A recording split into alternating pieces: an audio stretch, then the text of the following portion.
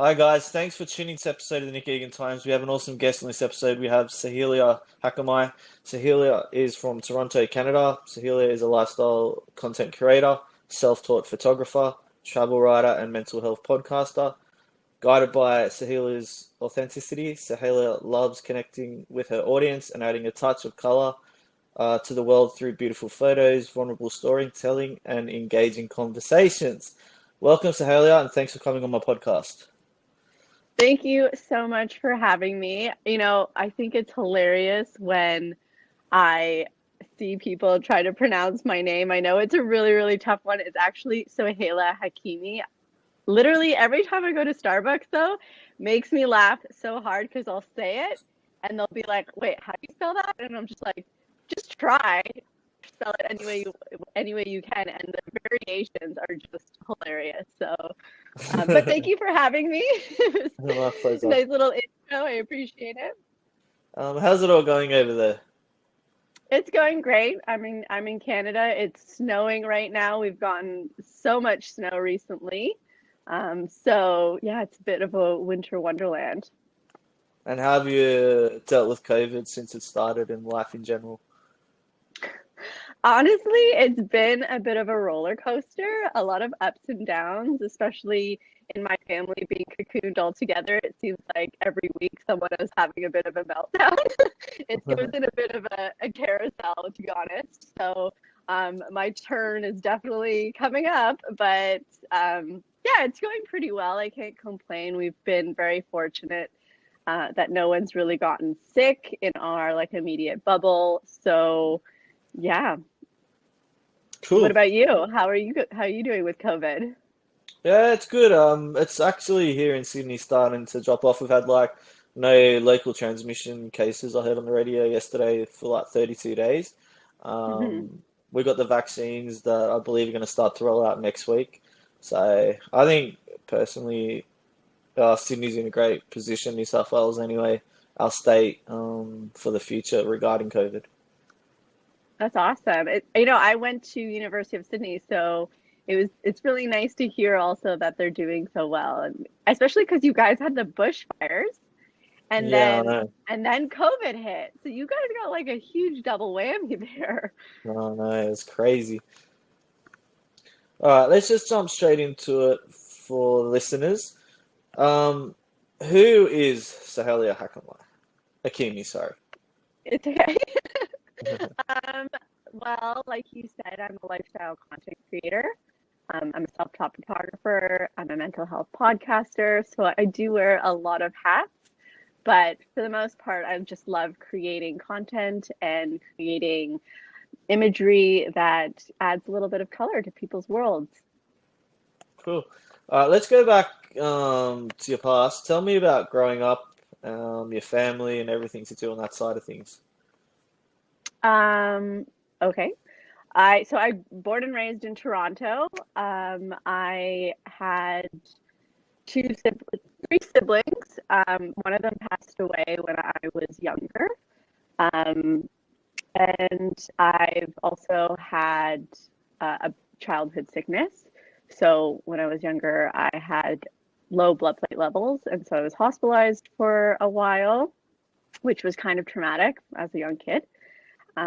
And high school was pretty much normal high school stuff, right? We're all just trying to find ourselves and learn our identities. And like I said, after high school, I went to university in Sydney, and I actually started a design company when I was done. And at first, I worked for a fashion house here in Canada, and I got some training, and then I started my own line. And it was a little disheartening that I had to close it. Honestly, I was having a bit of a hard time dealing with mental health at the time. I've had a history of anxiety and depression, and so I wasn't treating myself right during that time. I was sacrificing way too much of myself for that career and that job, and it really ate away at my mental health to the point where it took away the passion that I had for that career. And so I ended up kind of shifting from one job to another for a little bit, trying to find my place. And during that time, I was starting to watch like a lot of YouTube videos, lots of tutorials. And so every time I would kind of watch one, I would learn a little bit about, filmmaking and or editing rather, because I wouldn't be actually filming anything, I'd just be watching them. And it just made me feel like I could do this. I feel like what's stopping me from picking up a camera and trying? And so I did, and it was so hard at first. And I remember being like, "Oh my God, I hate my voice. I hate like all the little things that happen, like your vein out of in your forehead pops out a little bit. And you're like, like I look so stupid," but you get used to it. And I just kept going and going and going, and here I am today. Amazing. How did you like growing up in Canada? And what was it like? I love Canada. It's such a great country. We have a great like social system. Um, yeah, like schools are really great. They have a really high level of education, even public schools, and people are very friendly. It's a safe place. We, leave our front doors unlocked most of the time. Um, yeah, it's such a wonderful country. It's been great. Excellent. Excellent. Um, have you've obviously done some traveling to Sydney, as you mentioned before. Where else have you traveled in the world? All over the US, all over Mexico, into South America. I've done Argentina. I've done like Costa Rica as well. Where else in South America? Oh, I went to Colombia. That was amazing. I went to Turkey when I was younger, traveled all over Italy, Greece, France, Ireland, England, China. I think that's pretty much it. Done a lot of traveling. What Yeah, was and your I'm gonna do a lot more. amazing? What is your favorite place you've been to in the world then? Your favorite location? It's so hard to say because recently my favorite location was definitely Colombia. I went to Cartagena and it was so nice. I was blown away by how friendly the people are there and how pretty of a city that place is. And yeah, and it just was such a nice trip and such a refreshing experience. When you go into a trip and you have all of these ideas of what it's going to be like, and it just pleasantly surprises you and just takes you like it's so better. And so, yeah, definitely Colombia would have been at the top of that list. But if we're talking about a place that I could go back to 100 times and still feel so excited about every time I go there, it would be probably Italy. I love cooking. I love Italian food. It's definitely one of my favorite cuisines. So, I could go back there 100 times and just be like a pig in shit, just so happy. Yeah, I love Italy too. I think it's amazing. All right, let's talk about your podcast. Is that so podcast? Is that how you say it? Is that so podcast? Is that So right? Yeah, yeah. that Talk to me is about that so? So it's like a play on my name. that. Yeah. Um, yeah, so it's a mental health podcast. As I said before, I've had issues with depression and anxiety and actually PTSD, all of which kind of really became overwhelming and a pillar in my life after being sexually assaulted when I was just between high school and university. And so since the incident, I had a decline in mental health and I wasn't taking care of myself. I think I struggled with a lot of self doubt, low self confidence, and it really ate at my core because I wasn't expressing myself or dealing with it. And I didn't tell anybody about it for over 10 years. And so I just let it kind of sit and get compartmentalized, but fester because it wasn't when you carpet. Sorry, when you put something in a box and you like shove it down, you're actually like letting it be a part of your day-to-day life. It's just in your subconscious. And so until I started to deal with that, I really had a hard time. I would go through 4 months of like serious depression, and maybe it had something also to do with being in Canada and like having seasonal depression, because it does get cold and you do have to stay inside for a bit. But because I noticed it would always come like right after New Year's. So it would always come like January, February, March, and then April it would start to lighten up, and then it would always come back, you know? So, but I also suffered from a lot of anxiety, and especially after the incident, in those like 5 years to follow, every time like I would get drunk, I would kind of like always go over my limit and drink way too much. And I would also, you know, just not be who I am. And it was really insecure, especially when it came to like dating. I was a people pleaser. I was allowing people to step over my boundaries. Yeah. So about 2 years ago, I started sharing about my sexual assault experience, and it kind of was like an epiphany to me. It was like, oh my God, this is exactly why I have been acting like this for so long. And this is exactly why like I haven't really given myself the full, like a full shot, you know, or like I'm lacking self-belief here. I'm lacking confidence here. I am so creative, and like I can do anything. I literally think that I can do anything, and anyone else can do anything too. If I can do it, anyone else can do it. So it's not like I think that I'm better than anyone or anything like that. It's just that I do have like a self-starter. I'm motivated, but you can have all those things, and if you don't believe in yourself, then you know you're too scared to show your creativity to other people, and so maybe you've lost your identity, you've lost your uniqueness, you've lost your authenticity. And so I was really in a depressive state. I was, you know, I had some suicidal ideations, and I scared the hell out of me. And so I really started this healing process. And once I started that, I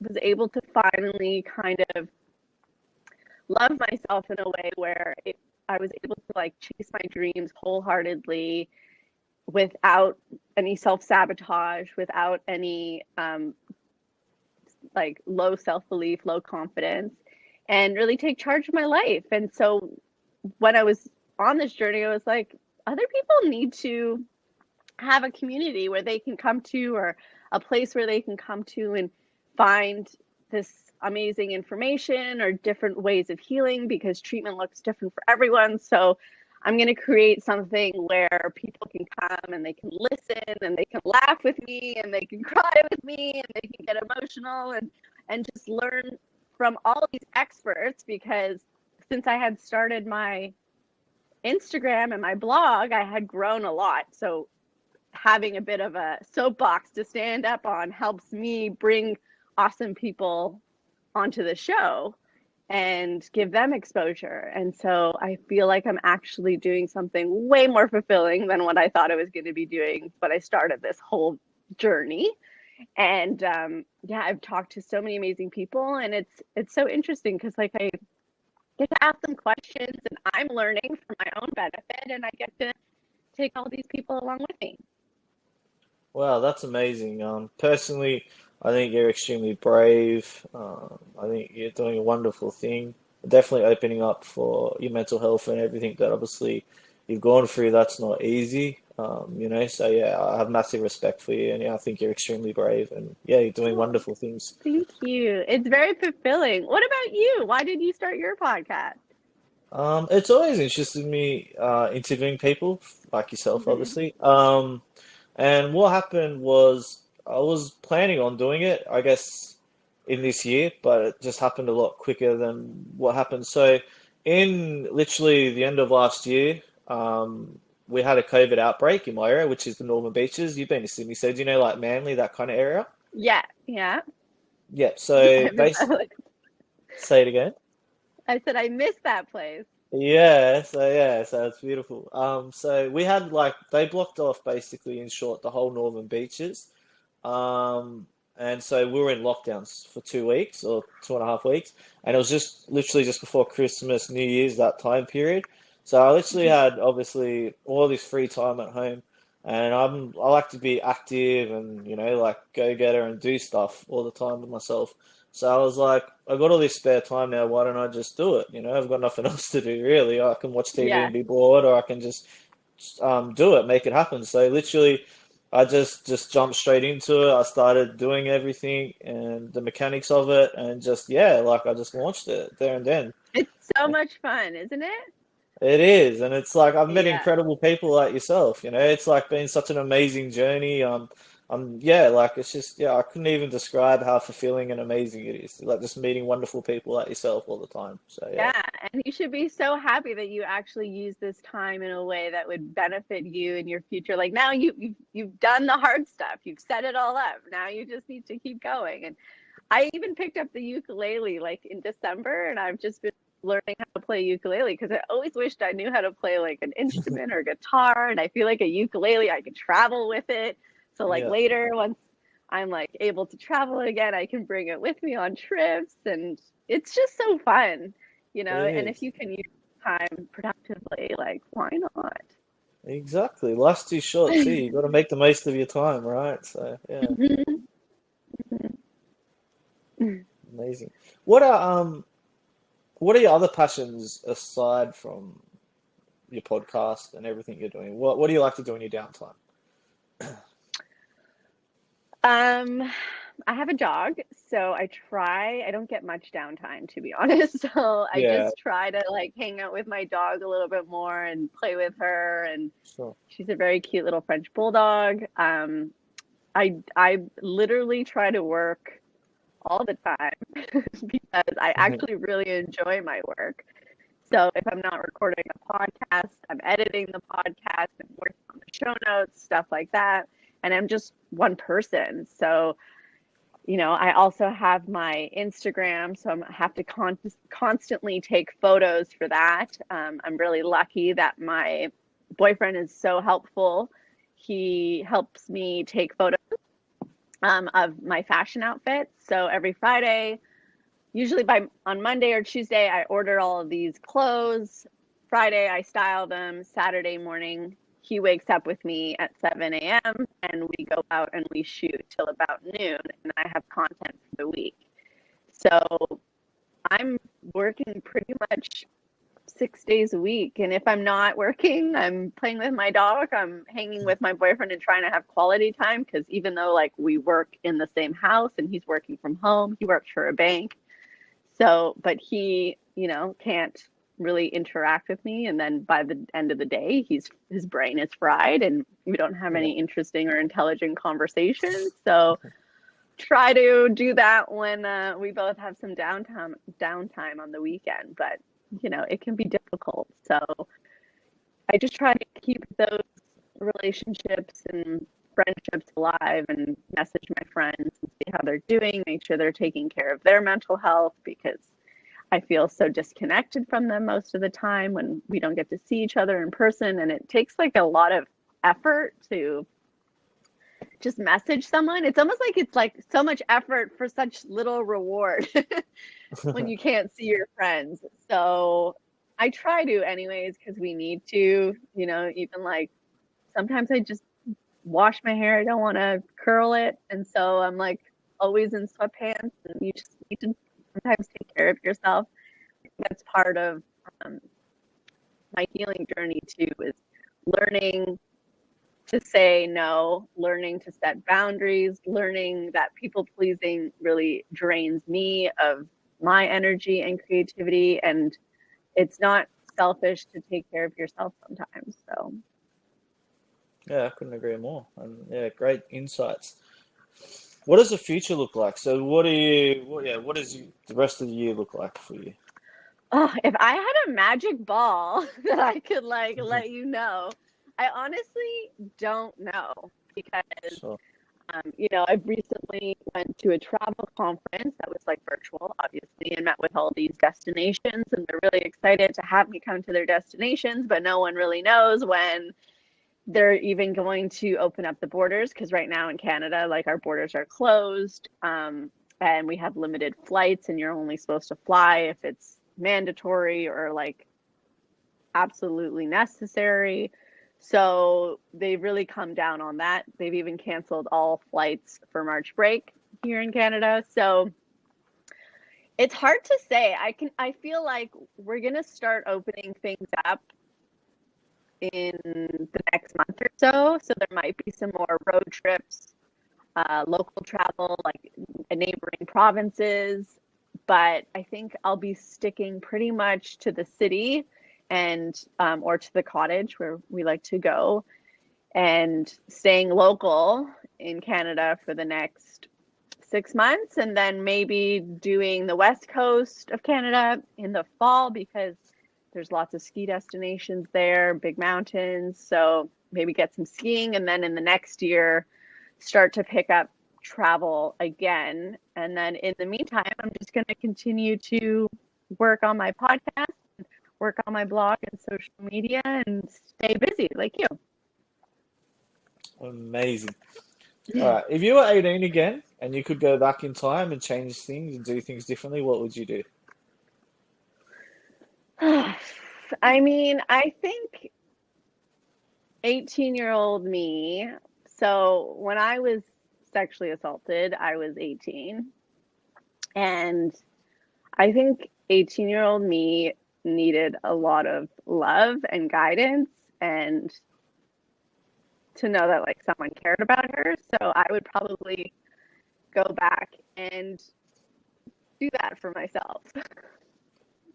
Yeah, for I sure. don't have any regrets about anything. I just feel because obviously, like, look where I am today. Like, I'm very fortunate, to be honest. Like, and I've done so much healing that I have so much self compassion for that 18-year-old me trying to figure out how to deal with all of this trauma and process. And obviously didn't do a very good job of it for a very long time because I never dealt with it. But I think that I did just as good as a lot, like maybe even better than some people that had to go through that whole thing and didn't deal with it. So and still haven't dealt with it. So I think I would just go back and give myself a hug and love and kind of some guidance and maybe tell her not to wait so long. Why do you have to carry this baggage around for 10 years? Like let's start dealing with it sooner. So Yeah, I think yeah. you're doing amazing, incredible. Um, yeah, thanks for joining my podcast. I do appreciate it. I wish you all the success with everything you're doing. I think you're in an Thank amazing you. trajectory in life, and yeah, like I just wish you all the best. Oh, thank you so much. And I wish you the same. It's been such a pleasure to be on your show. And I hope you are able to continue to do this even after you get out of lockdown because it sounds like you're really enjoying it and you're finding it fulfilling. Yeah, it's a passion. Yeah, and I'm definitely going to keep going and be consistent with it. Yeah, Good. Well, I really appreciate you having me on, and it's been great chatting with you. And maybe we can do this again sometime. for sure. I'd love it. All All right, right. speak to you later.